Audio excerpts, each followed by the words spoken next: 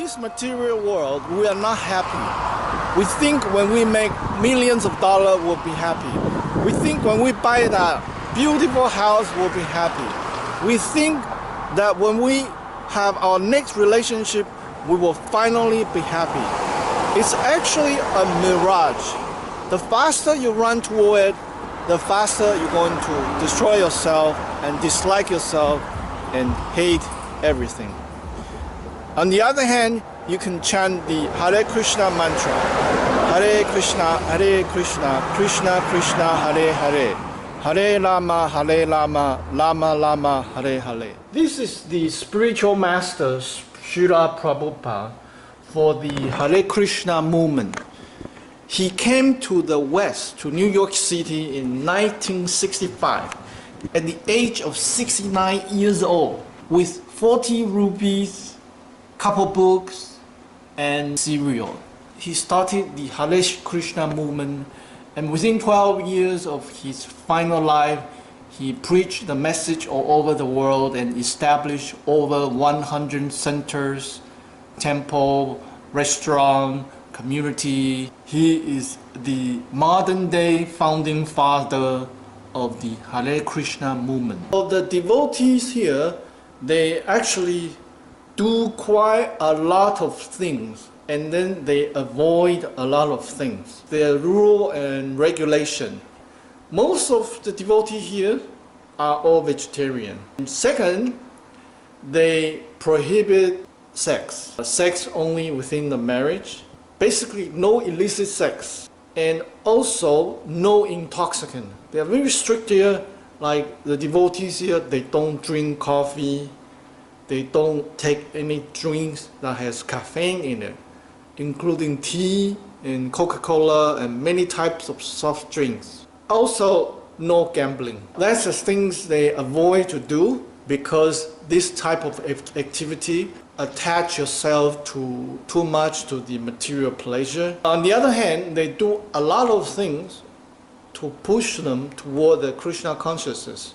So one thing is the chanting with the beads daily, and another thing is attending the Sunday Love Feast program, dancing, chanting all together.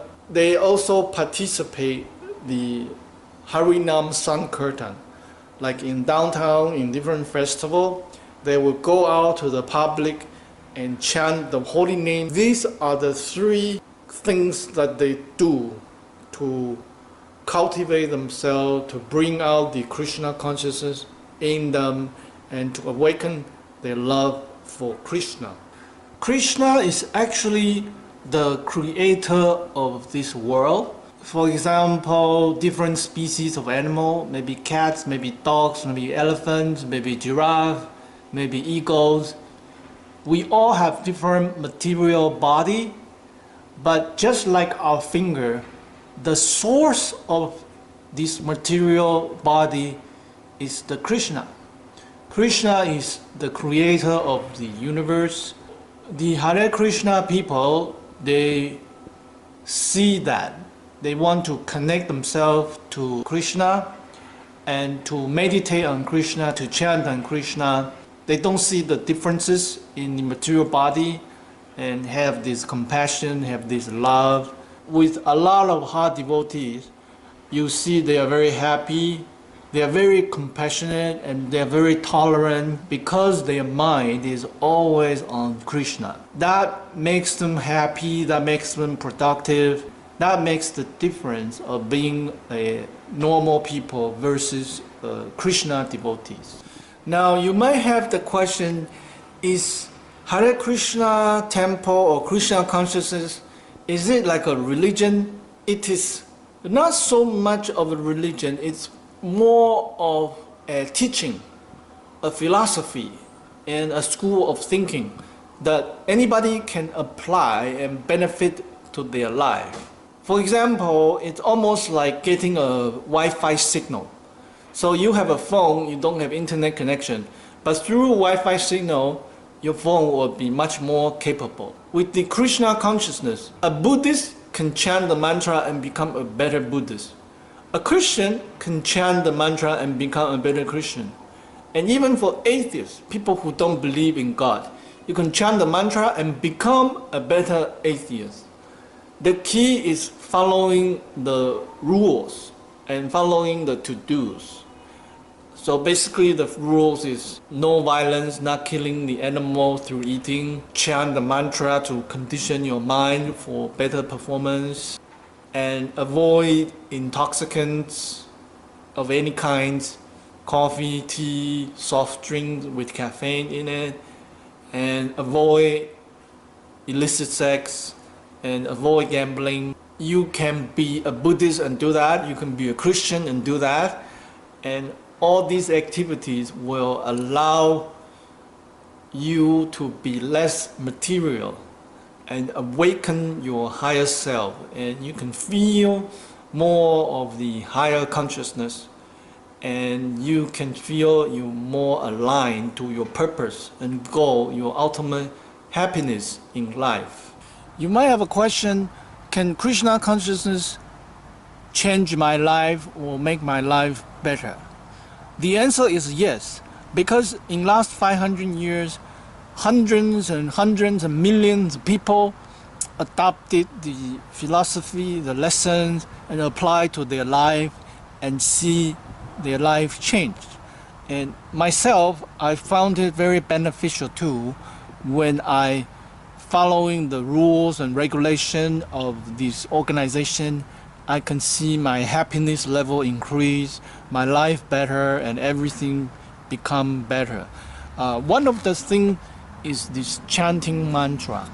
I used to think this is kind of wasting time, and I don't want to sit there, keep repeating on the same words for 30 minutes, sometimes to 2 hours, like most of the devotees do here. They spend up to 2 hours of time chanting just the holy name. About a year and a half ago, after I talked to some of the seniors here, I decided to do an experiment, because at that time I was already doing meditation. Since I'm already meditating, I might as well as putting the mantra into my practice and see what happens. And at that time I was using an EEG headset to see my meditation score. An EEG headset is something you can measure your brainwave, and to my surprise, I achieved a very high score in my meditation.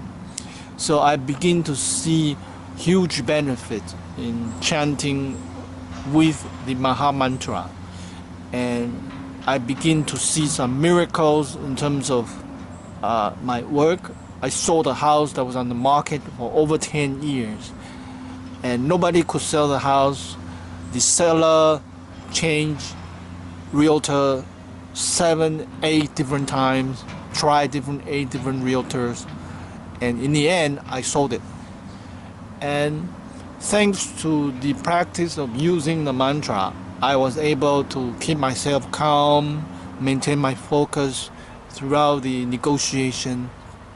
Otherwise the negotiation could have gone wrong and no sale. Start like an experiment. Every day spend just 10 minutes chanting the mantra and see how your life changes. On the journey of becoming more spiritual and more Krishna consciousness, how do you verify and check yourself to see if you are progressing or not? The answer is to check on your emotion. Throughout your days, throughout your weeks, throughout your months, are you feeling more anger? Are you feeling more frustration?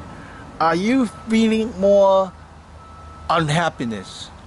Or if you're doing it correctly, you will be feeling more tolerance. You will be feeling more compassion. You'll be feeling more bliss.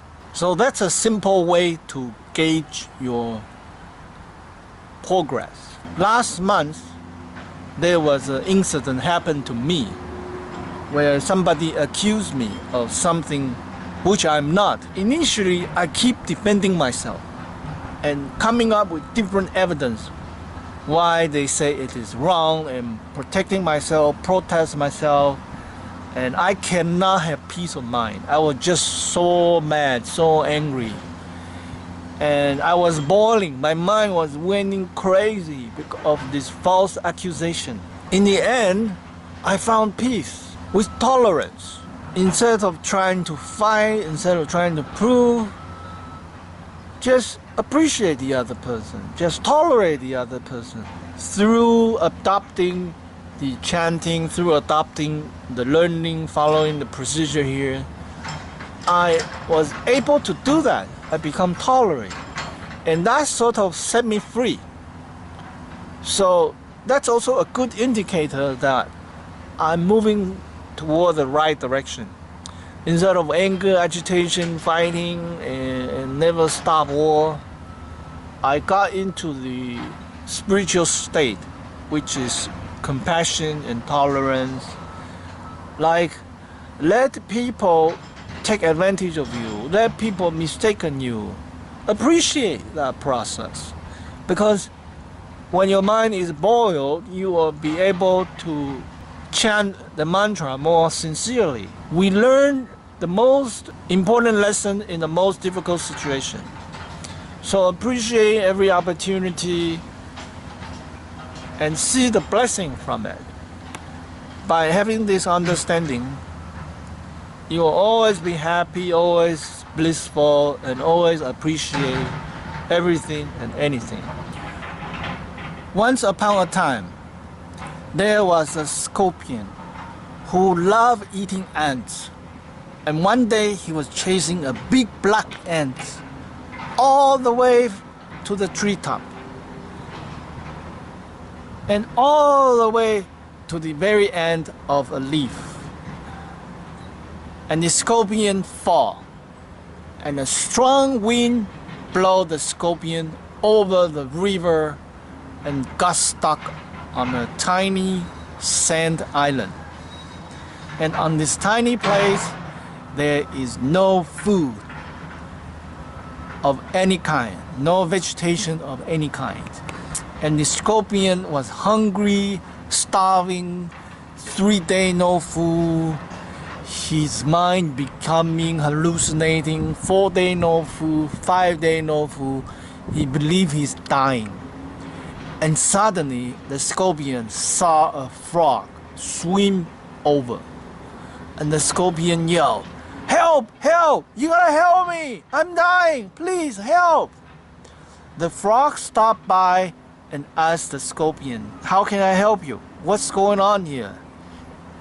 The scorpion said, "Oh, I'm stranded here. I didn't eat for 5 days.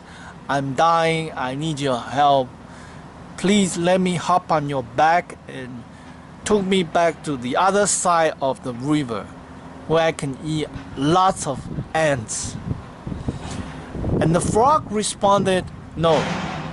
Scorpion's supposed to sting the frog and eat the frog. I'm not gonna help you." And the scorpion was crying, "Please, please, you are my last help. I didn't eat anything for 5 days. I promise you I won't sting you. And why would I do that? If I sting you, I would die halfway through the river. I promise, please trust me." So the frog agreed to help and let the scorpion hop on his back and begin to swim back to the river. And halfway through, the scorpion was feeling like, "Oh, I'm so hungry. There's this big juicy frog right underneath me." And he stung the frog. They both die. As long as you have this material body, we carry some basic instinct like the scorpion, which could lead us to disaster and tragedy. It is wise to control some of our instincts. It is wise to follow the Hare Krishna way to attain eternal and full happiness. Like, money cannot buy long-term happiness. If you want happiness, follow the Hare Krishna way. On this path of becoming more spiritual, it's important to keep balance. It's like riding a bicycle. You want to pedal forward by following the chanting, by following the rules and regulation, by attending the class here, by doing the Harinam. When you are moving forward, you wouldn't fall off. Because as soon as you sit back and not being vigilant, this material force, this instinct could take you over and bring you to a cliff, bring you to a disaster. So that's the final story I'd like to share. Try it out.